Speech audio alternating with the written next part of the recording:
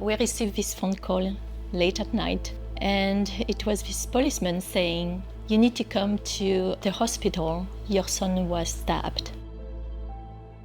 I was violently attacked on an Amtrak train, stabbed multiple times, once in the heart, once in the lungs, a couple on my arms and my hands. I was stopped at the Fairfield station. Cops dragged me out, got in the ambulance, and then sent right to NorthBay. There was a ring down, which means paramedic called the emergency department. They said there was a code 3 full trauma team activation coming in. It was a 20-year-old man who had been stabbed multiple times in the chest. Initial blood pressures in the field were low.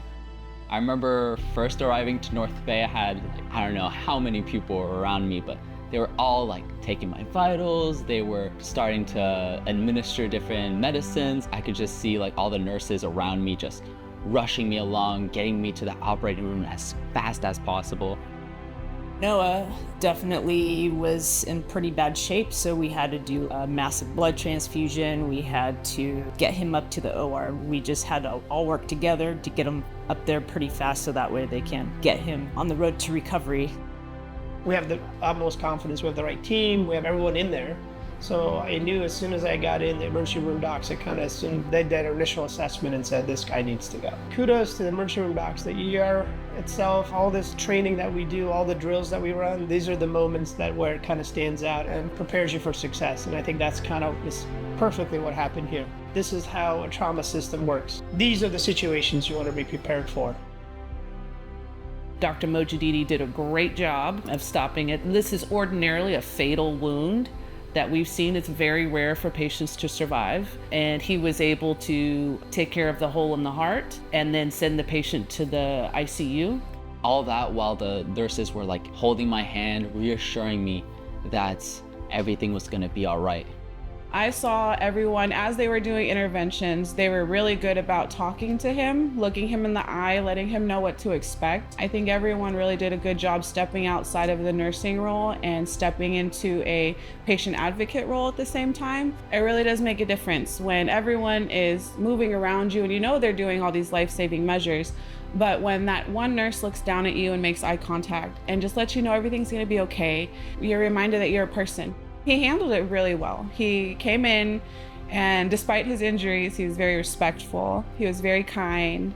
It made us want to work harder than we already did, just because this kid had his whole life ahead of him. All the nurses and all the people over there were so compassionate with him, very caring for him like it was their own son. And there is no word that can express my gratitude for that. The idea is that when you bring a trauma program into your hospital, it elevates the quality of care of every other patient, even if they're not a trauma patient, because you start putting in this infrastructure around having someone look at quality all the time. We're always shooting for perfect. And I think in this case, perfect happened. And that's really amazing that everything comes together at the right time with all the training and all of the hiccups that we have, that at this one specific time, we're able to pull it all together, and perfect is what needed to happen for this patient to survive.